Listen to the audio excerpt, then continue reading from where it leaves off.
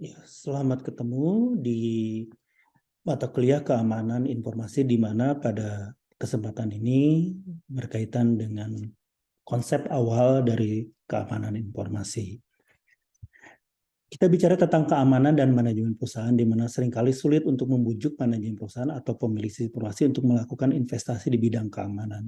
Di tahun 1997, majalah Information Week melakukan survei terhadap 1.271 sistem atau network manager di Amerika. Hanya 22% yang menganggap keamanan informasi sebagai komponen sangat penting. Mereka lebih mementingkan reducing cost dan improving competitiveness. Meskipun perbaikan sistem informasi setelah dirusak justru dapat menelan biaya yang lebih banyak. Keamanan itu tidak dapat muncul demikian saja, dia harus direncanakan. Ambil contoh, jika kita membangun sebuah rumah, maka pintu rumah kita harus dilengkapi dengan kunci pintu. Jika kita terlupa memasukkan kunci pintu pada budget perencanaan rumah, maka kita akan dikagetkan bahwa ternyata harus keluar dana untuk menjaga keamanan. Kalau rumah kita hanya memiliki satu atau dua pintu, mungkin dampak dari budget tidak seberapa. Bayangkan bila kita mendesain sebuah hotel dengan 200 kamar dan lupa membudgetkan kunci pintu. Dampaknya tentu sangat besar. Demikian pula di sisi pengamanan sebuah sistem informasi.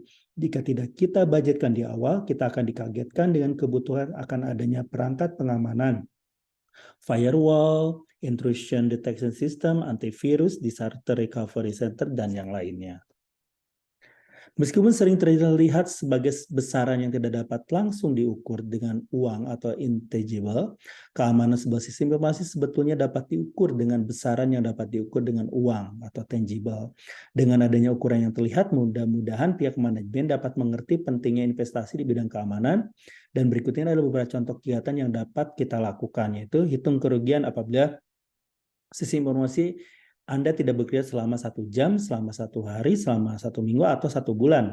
Sebagai perbandingan, bayangkan jika server Amazon.com tidak dapat diakses selama beberapa hari, setiap harinya dia dapat menderita kerugian beberapa juta dolar. Hitung kerugian apabila ada kesalahan informasi data pada sistem informasi Anda. Misalnya, website Anda mengumumkan harga sebuah barang yang berbeda dengan harga yang ada di toko Anda. Hitung kerugian apabila ada data yang hilang, misalnya berapa kerugian yang diterita apabila daftar pelanggan dan invoice hilang dari sistem Anda, berapa biaya yang dibutuhkan untuk rekonstruksi data.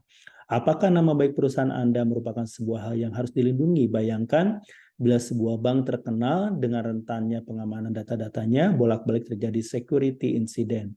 Tentunya banyak nasabah yang pindah ke bank lain karena takut akan keamanan uangnya. Pengelolaan terhadap keamanan dapat dilihat dari sisi pengelolaan risiko atau risk management. Lawrence dalam menyarankan menggunakan risk management model untuk menghadapi ancaman atau managing threat. Ada 3 komponen yang memberikan kontribusi kepada risk, yaitu aset, vulnerabilitas, dan threat. Nah, di dalam hal ini ada nama komponennya aset. Contoh dan keterangan lebih lanjutnya ada tentunya hardware, software, dokumentasi data, komunikasi, lingkungan, dan manusia. Ada nama komponen threat atau ancaman, tentunya berupa pemakai, dari pemakai ancamannya, dari teroris, dari kecelakaan, cracker, penjahat kriminal, atau act of God, atau intel luar negeri. Ada vulnerabilitas atau kelemahannya, ada software bug, hardware bug, radiasi, tapping, crosstalk, unauthorized user, cetakan hard copy atau printout, keteledoran, cracker via telepon, atau storage media. Untuk menanggulangi risiko, dilakukan apa yang disebut dengan countermeasure yang dapat berupa usaha untuk mengurangi threat, usaha untuk mengurangi vulnerability, usaha untuk mengurangi impact, mendeteksi kejadian tidak bersahabat, atau kembali recover dari kejadian. Nah, beberapa statistik sistem keamanan, ada beberapa yang berhubungan dengan keamanan sistem informasi yang dapat ditampilkan, yaitu data-data yang ditampilkan umumnya bersifat konservatif mengingat banyak perusahaan yang tidak ingin diketahui telah mengalami security breach. Dikarenakan informasi dapat menjauhkan negatif publicity. Perusahaan tersebut memilih untuk diam dan mencoba menangani sendiri masalah keamanan tanpa publikasi. Tahun 96, US Federal Computer Incident Responsibility Capability melaporkan bahwa lebih dari 2.500 insiden di sistem komputer atau jaringan komputer yang disebabkan oleh gagalnya sistem keamanan dan adanya usaha untuk membobol sistem keamanan.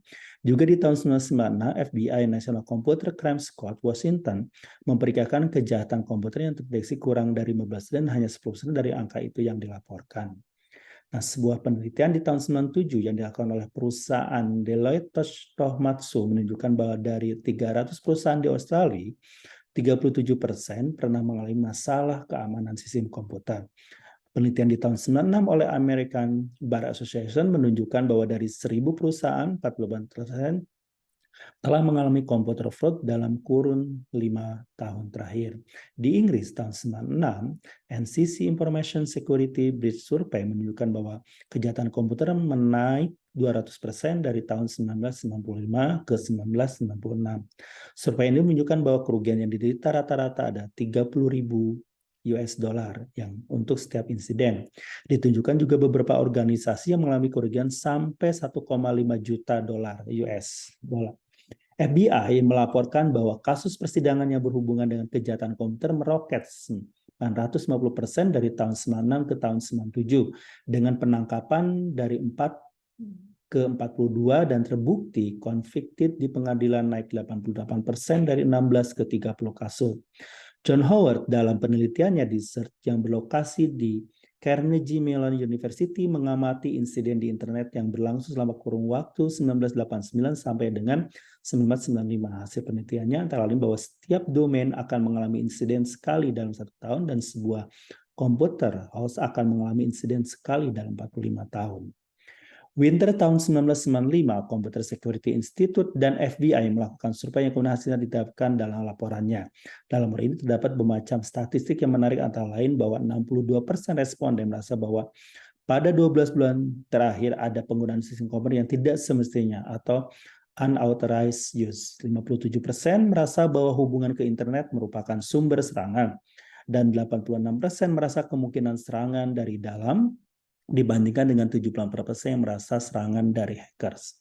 Jumlah kelemahan atau vulnerabilities sistem informasi yang dilaporkan ke Bugtrack meningkat 4 kali semenjak tahun 98 sampai dengan tahun 2000. Pada mulanya ada setiap 20 laporan menjadi 80 setiap bulannya. Pada tahun 1995, Common Vulnerability and Exposure mempublikasikan lebih dari 1.000 kelemahan sistem. CVE terdiri dari 20 organisasi security termasuk dalamnya perusahaan security dan industri pendidikan.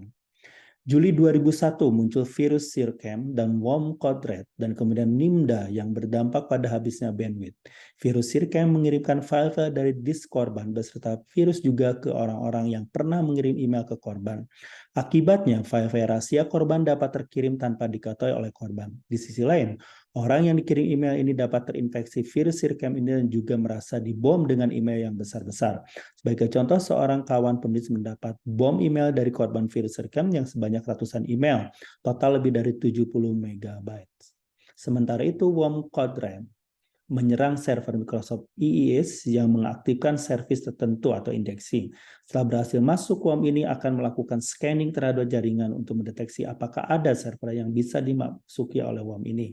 Jika ada, maka worm dikirim ke server target tersebut. Di server target yang sudah terinfeksi tersebut terjadi proses scanning kembali dan berulang. Akibatnya, jaringan habis untuk saling scanning dan mengirimkan worm ini. Dua bus security hole ini dieksploit pada saat yang hampir bersamaan sehingga beban jaringan menjadi lebih berat. Jebolnya sistem keamanan tentunya membawa dampak. Ada beberapa contoh akibat dari jebolnya sistem keamanan, antara lain 1988 keamanan sistem mail send mail dieksploitasi oleh Robert Taban Morris sehingga melumpuhkan sistem internet. Kegiatan ini dapat diklasifikasikan sebagai denial of service attack. Diperkirakan biaya yang digunakan untuk memperbaiki dan hal lain yang hilang adalah sekitar 100 juta dolar. Di tahun 1990, Morris dihukum, convicted, dan hanya didenda 10.000 dolar. 10 Maret 1997, seorang hacker dari Massachusetts berhasil mematikan sistem telekomunikasi di sebuah airport lokal, Worcester, Massachusetts, sehingga mematikan komunikasi di control tower dan menghalau pesawat yang hendak mendarat. Dia juga mengacaukan sistem telepon di Rutland, Massachusetts. 7 Februari tahun 2000, Senin sampai dengan Rabu pagi 9 Februari 2000, beberapa web terkemuka di dunia diserang oleh Distributed Denial of Service Attack atau DDoS attack, sehingga dapat memberikan layanan down selama beberapa jam. Tempat yang diserang antara lain Yahoo, Buy.com, eBay, CNN, Amazon.com, Z.net, eThread. FBI mengeluarkan tools untuk mencari program Trinu atau Triple Flood. Net atau TFN yang diduga digunakan untuk melakukan serangan dari berbagai penjuru dunia.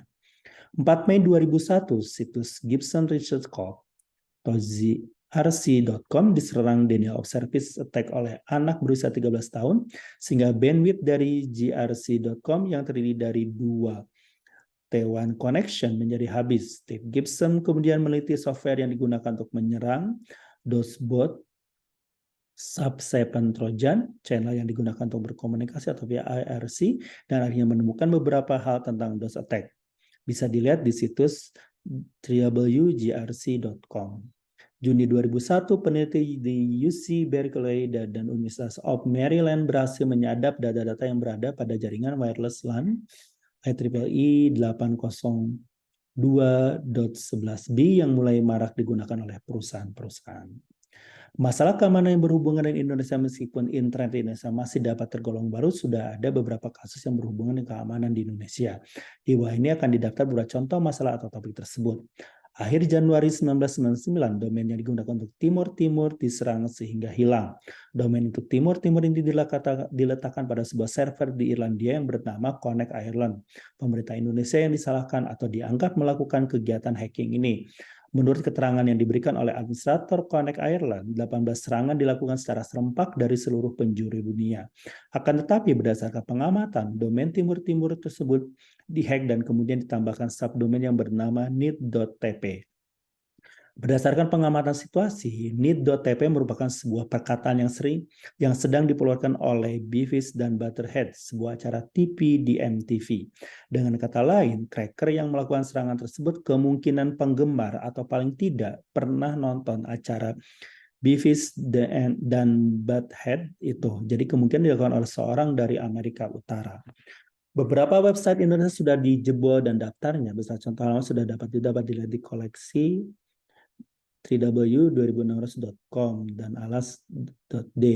Januari 2000, beberapa situs web Indonesia diacak oleh cracker yang menamakan dirinya Fabian Klon dan Naisenodni Indonesian dibalik.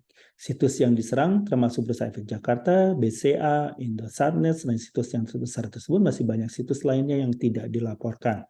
Seorang cracker Indonesia yang dikenal dengan nama HC tertangkap di Singapura ketika mencoba menjebol sebuah perusahaan di Singapura. September dan Oktober 2000, setelah berhasil membobol Bank Lipo, kembali Fabian Klon beraksi dengan menjebol web milik Bank Bali. Perlu diketahui bahwa kedua bank ini merupakan layanan internet banking.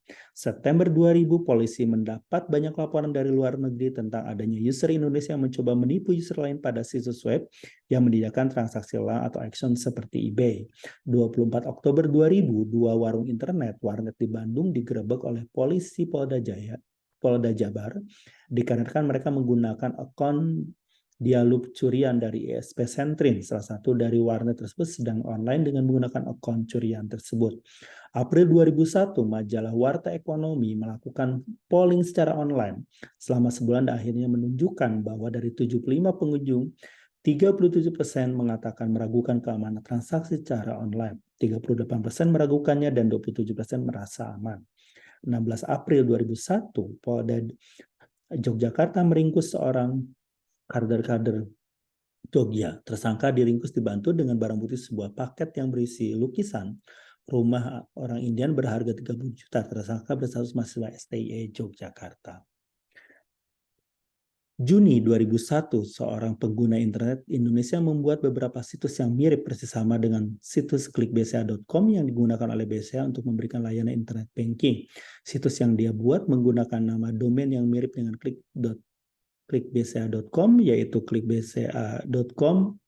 Perhatikan tulisan klik, KILK